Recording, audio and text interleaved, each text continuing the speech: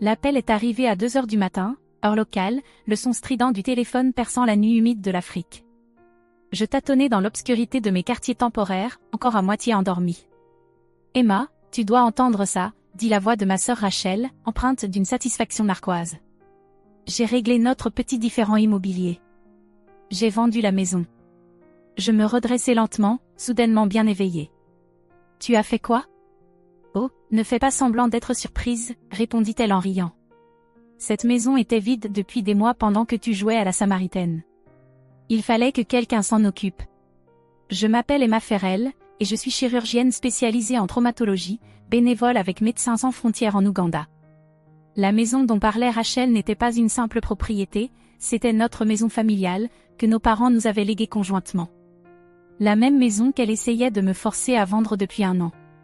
« Rachel, dis-je prudemment, gardant ma voix calme malgré la colère qui montait en moi, tu ne peux pas vendre la maison sans ma signature. Je suis copropriétaire. » Son rire résonna dans le téléphone. « En fait, si. Tu te souviens de la procuration que tu as signée avant de partir ? Celle pour les urgences ? Eh bien, je m'en suis servi. La vente a été finalisée hier, 800 000 $ en liquide. » Mon cœur s'arrêta. La procuration, je l'avais signée en pensant que Rachel pourrait avoir besoin de prendre des décisions médicales pour moi pendant mon absence. Jamais je n'aurais imaginé qu'elle l'utiliserait pour vendre notre maison d'enfance. « Cette maison vaut au moins 3 millions de $, dis-je, mon esprit tournant à toute vitesse. Pourquoi l'as-tu vendue pour un quart de sa valeur ? Le marché est terrible en ce moment, répondit-elle avec désinvolture. Et puis, j'avais besoin d'argent rapidement.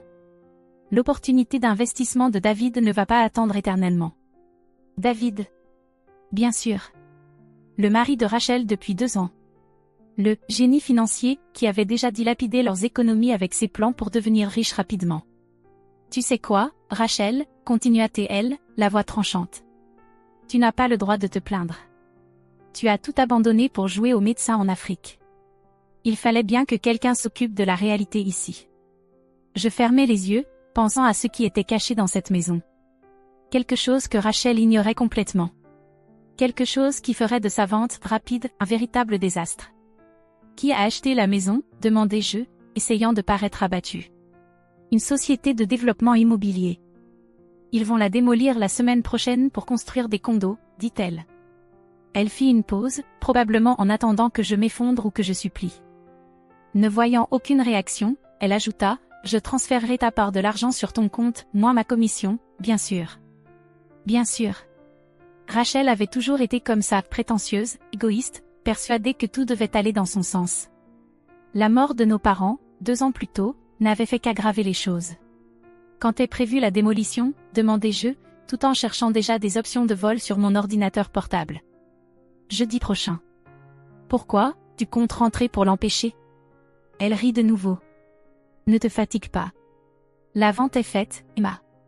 Tu ne peux rien changer. » Je pensais à la pièce cachée derrière la bibliothèque, celle que notre père avait construite des décennies plus tôt, au coffre encastré dans le sol en béton et à ce qu'il contenait. « On verra bien, » dis-je doucement avant de raccrocher. Les heures qui suivirent furent un tourbillon d'activités. Je pris un congé d'urgence à l'hôpital, réservé le premier vol disponible pour Boston et passé quelques appels cruciaux. Au lever du soleil, j'étais en route pour l'aéroport ANB International. Pendant le long vol de retour, je repensais à la dernière conversation que j'avais eue avec notre père, quelques jours avant l'accident de voiture qui avait tué nos 2 parents. « Le coffre contient tout », avait-il dit en me remettant la clé. « Les documents, les comptes, tout ce que j'ai construit. Rachel ne doit jamais savoir. Elle n'est pas prête pour cette responsabilité. Promets-moi que tu le protégeras. » J'avais promis, sans vraiment comprendre ce que cela impliquait. Ce n'est qu'après leur mort que j'avais enfin ouvert le coffre et découvert la vérité sur l'héritage de notre famille. Les papiers à l'intérieur révélaient que notre père, le discret bibliothécaire que tout le monde connaissait, avait mené une double vie. Pendant des décennies, il avait bâti un empire immobilier sous divers pseudonymes, accumulant des propriétés et des investissements d'une valeur de plus de 50 millions de $. Tout était caché, protégé, en attente du moment opportun pour être révélé. J'ai gardé le secret, comme il me l'avait demandé. Même lorsque Rachel a commencé à me mettre la pression pour vendre la maison, je suis restée ferme. Le coffre-fort et son contenu devaient être protégés. Maintenant, Alors que mon avion amorçait sa descente vers l'aéroport international de Boston-Logan, j'ai ouvert le texto reçu de l'ancien avocat de mon père, Benjamin Wong. Document prêt. Réunion fixée pour demain. Elle ne verra rien venir. Rachel pensait avoir gagné. Elle pensait qu'elle avait enfin battu sa grande sœur, celle qui avait toujours suivi les règles. Mais elle n'avait aucune idée de ce qui l'attendait. En récupérant mes bagages, un autre message est arrivé. Cette fois, c'était de Rachel. L'équipe de démolition fait une visite demain. Dernière chance de dire adieu à la vieille maison. Je souris malgré ma fatigue.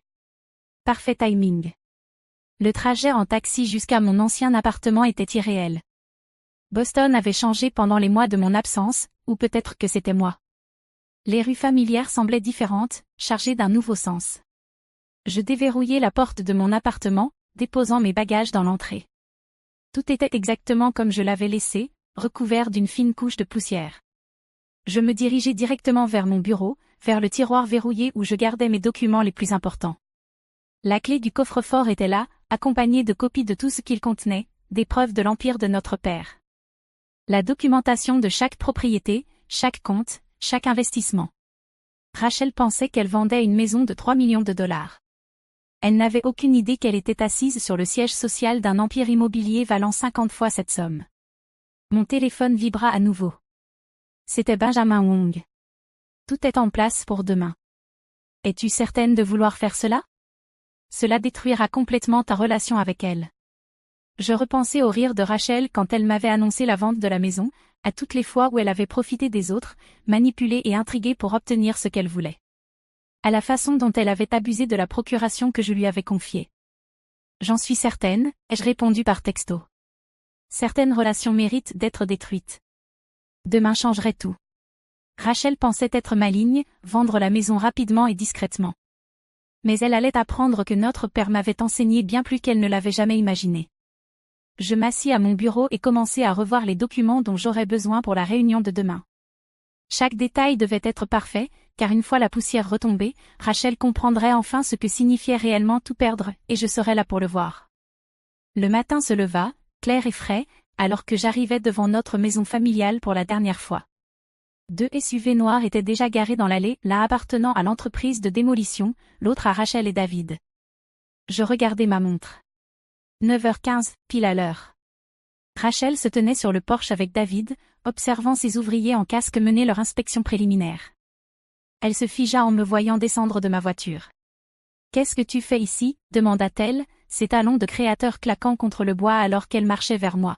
« Je pensais que tu étais en Afrique. » Surprise, dis-je calmement en ajustant ma veste. J'ai pris un vol tôt ce matin.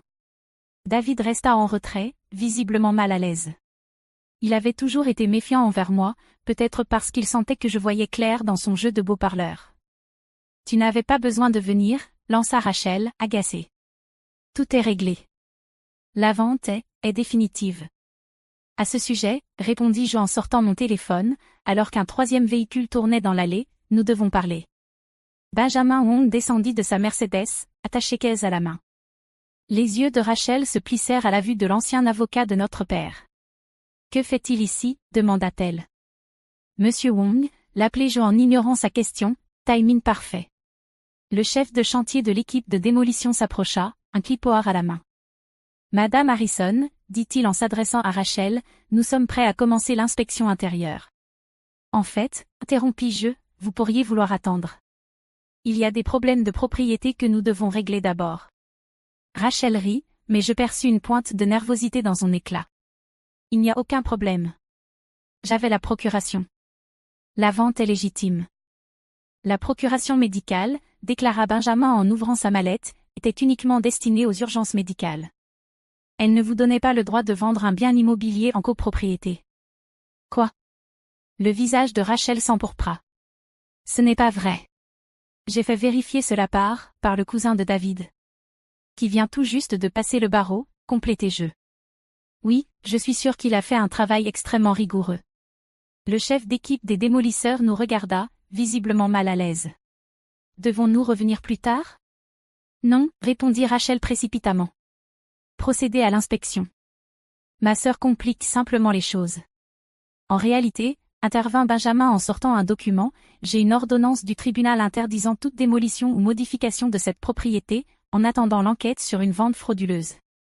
La confiance de Rachel se fissura enfin. Frauduleuse? J'avais parfaitement le droit de vendre une propriété de 3 millions de dollars pour 800 000 dollars sans consulter votre copropriétaire, demandai-je calmement. D'utiliser une procuration médicale pour une transaction immobilière? D'encourager ce qui semble être une manipulation délibérée de la valeur de la propriété? David s'avança, affichant son sourire de vendeur. Écoutez, Emma, si le prix ne vous satisfait pas, peut-être que nous pourrions. Il ne s'agit pas du prix, le coupai-je. Il s'agit de ce qui se trouve à l'intérieur de la maison. Rachel leva les yeux au ciel, mais je détectai une lueur d'incertitude dans son expression. À l'intérieur? Elle est vide. Nous avons tout vidé il y a des mois. Je me tournai vers Benjamin. Devons-nous leur montrer?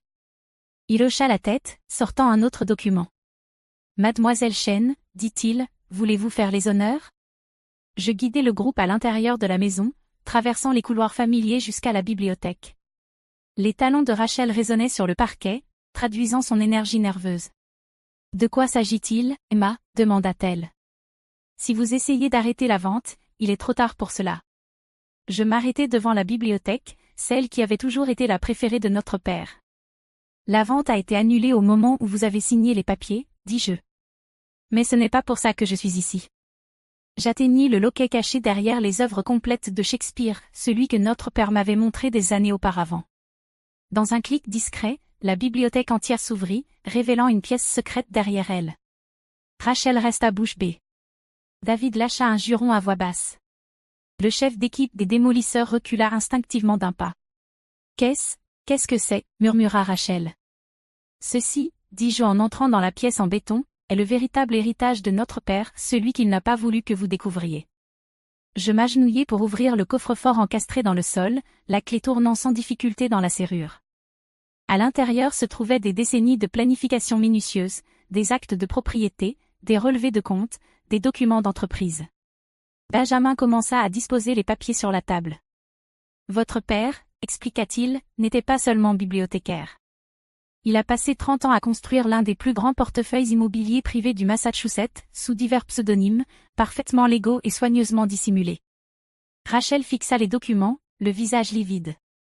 Quelle valeur? La valeur marchande actuelle, répondit Benjamin, est d'environ 15 millions de dollars. Les yeux de David s'écarquillèrent. Rachel attrapa le bord de la table pour se soutenir. Et toi, dis-je à ma sœur, tu as essayé de vendre le siège social de cet empire pour 800 000 dollars à une société écran que je soupçonne d'être liée à David ou à l'un de ses associés. David recula d'un pas, mais l'assistant de Benjamin bloquait déjà la porte. Le FBI s'intéresse beaucoup à cette transaction, poursuivis-je, notamment au vu des antécédents de David en matière de projets d'investissement ratés et du calendrier suspect de la vente. Les jambes de Rachel cédèrent, et elle s'affaissa dans le vieux fauteuil en cuir de notre père. Tu savais, murmura-t-elle. Tu savais tout depuis le début. Papa m'a tout dit avant de mourir, confirmai-je. Il m'a fait promettre de protéger tout cela jusqu'au bon moment. Et tu ne m'as rien dit? Sa voix se brisa. À ta propre sœur? Je la regardai, vraiment regardai. Les vêtements de marque, le maquillage impeccable, l'attitude d'enfant gâté qui avait défini toute sa vie. Papa savait que tu n'étais pas prête, dis-je doucement. Et il avait raison. À la première occasion, tu as essayé de vendre l'œuvre de sa vie pour une bouchée de pain.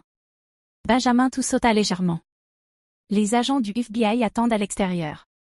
Ils ont des questions concernant la vente et les fraudes potentielles impliquées. La tête de Rachel se releva d'un coup. Fraude? Mais j'avais une procuration. Une procuration médicale, corrigeai-je. L'utiliser pour des transactions immobilières, c'est une fraude. Vendre une propriété bien en dessous de sa valeur marchande à une partie liée, c'est une fraude. Et tout faire sans autorisation adéquate, c'est définitivement une fraude. 6 mois plus tard, je me trouvais dans le bureau de Benjamin Wong, signant les derniers documents qui allaient restructurer l'empire de notre père. Rachel et David faisaient face à des accusations fédérales de fraude, leurs actifs étant gelés en attendant l'enquête. Tout est en ordre, demanda Benjamin en glissant les papiers dans sa mallette. La fondation est établie, et le fonds de bourse sera lancé le mois prochain. J'acquiesçai, pensant à quel point notre père aurait approuvé. La majeure partie de sa fortune financerait désormais des opportunités éducatives pour des étudiants défavorisés, transformant son empire secret en une force pour le bien. « As-tu eu des nouvelles de Rachel ?» demanda-t-il prudemment. « Pas depuis l'inculpation, répondis-je. Elle a essayé d'appeler quelques fois au début, alternant entre menaces et supplications en larmes. Mais après mon témoignage sur son utilisation frauduleuse de la procuration, elle a finalement compris qu'il n'y avait pas de retour en arrière possible. La maison était toujours debout, bien que je l'ai complètement rénovée. La pièce cachée était devenue un bureau sécurisé, dûment documenté. L'entreprise de démolition s'était révélée être une façade pour le dernier stratagème de David. Il prévoyait de revendre la propriété à sa véritable valeur une fois la vente frauduleuse conclue. Mon téléphone vibra, un message de l'hôpital en Ouganda. « Quand revenez-vous ? Vous nous manquez, notre meilleure chirurgienne. » Je souris, réfléchissant à combien ma vie était différente de ce que Rachel avait imaginé. Elle avait toujours vu mon travail bénévole comme une fuite de la vraie vie. Elle n'avait jamais compris que j'avais choisi cette voie précisément parce que je le pouvais, parce que notre père avait secrètement veillé à ce que nous ne manquions jamais de rien. Le FBI a terminé la traçabilité des actifs, annonça Benjamin en consultant des documents sur son ordinateur. Il semble que David avait mis en place un réseau assez élaboré de sociétés écrans. Il comptait utiliser la maison de ton père comme garantie pour des prêts importants. Laisse-moi deviner, dis-je sèchement. Encore des opportunités d'investissement. Benjamin hocha la tête. Rachel prétend qu'elle ne connaissait pas toute l'étendue de ses plans. Elle en savait suffisamment, rétorquai-je. Les preuves étaient claires, email, relevé téléphonique, transfert bancaire prouvant qu'elle était pleinement consciente du stratagème visant à me frauder. Debout devant la fenêtre du bureau de Benjamin, je regardais la ligne d'horizon de Boston. Quelque part là-bas, Rachel se préparait à son procès, probablement convaincue qu'elle était en quelque sorte la victime dans toute cette histoire. Ton père serait fier, dit doucement Benjamin. Pas seulement de la façon dont tu as protégé son héritage, mais de ce que tu en fais. La fondation de bourse avait déjà sélectionné ses premiers bénéficiaires, des étudiants brillants et ambitieux qui me rappelaient notre père. Les discrets. Les stratèges prudents. Ceux qui comprenaient que le véritable succès ne repose pas sur des profits rapides ou des raccourcis. Mon téléphone vibra de nouveau, cette fois un email de la société de gestion immobilière.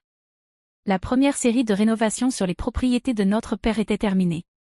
Ce qui avait été caché se transformait désormais en logement abordable, centre communautaire et espace éducatif. « Regrettes-tu parfois ?» demanda Benjamin. « D'avoir tout dévoilé ?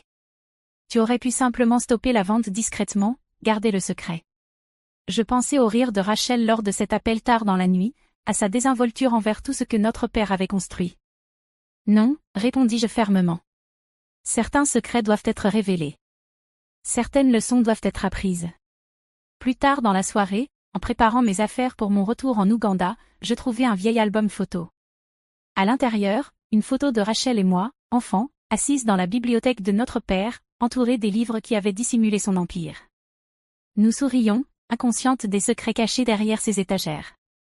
Je refermai l'album, réfléchissant à combien les choses avaient pris une tournure différente de ce que l'une ou l'autre aurait pu imaginer.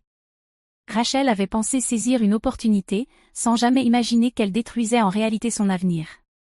J'étais devenue la gardienne de l'héritage de notre père, non seulement en protégeant sa richesse, mais en la transformant en quelque chose de significatif. Le lendemain matin, alors que mon avion décollait pour l'Ouganda, je reçus un dernier message de Benjamin, plaidoyer de culpabilité enregistré. Rachel a conclu un accord. 3 ans avec restitution. J'éteignis mon téléphone, regardant Boston disparaître sous les nuages. 3 ans n'étaient rien comparé à la confiance brisée. Mais peut-être, juste peut-être, cela suffirait-il à lui faire comprendre ce que notre père avait toujours su, que la vraie richesse ne se résume pas à l'argent, et que le véritable succès ne se bâtit pas sur des raccourcis et des stratagèmes. Quant à moi, j'avais des patients à soigner, une liste d'attente à réduire et un héritage à honorer. Rachel avait essayé de vendre la maison de notre père pour un profit rapide, sans jamais savoir qu'elle était assise sur un empire. Mais au final, la maison avait gardé ses secrets jusqu'au bon moment, exactement comme notre père l'avait prévu. Parfois, pensais-je alors que l'avion prenait la direction de l'Est, la meilleure vengeance ne consiste pas à détruire les rêves de quelqu'un d'autre. Parfois, elle consiste à réaliser les siens et à les laisser regarder depuis la ligne de touche pendant que vous construisez quelque chose de bien plus grand qu'ils n'auraient jamais pu imaginer. La maison est toujours debout à Boston, ses secrets transformés en opportunités pour les autres. Et quelque part en Ouganda, il y a un hôpital où une chirurgienne travaille à sauver des vies, portant un héritage d'un autre genre, un héritage qui ne se mesure ni en dollars ni en actes notariés, mais dans les vies touchées et les changements réalisés. C'est ça, au fond, un héritage. Ce n'est pas seulement ce que vous laissez derrière vous. C'est ce que vous choisissez de construire avec ce qui vous a été donné. Et j'ai choisi de construire quelque chose de bien plus précieux que tous les profits rapides dont Rachel avait jamais rêvé. C'est la vengeance qui aurait rendu notre père fier.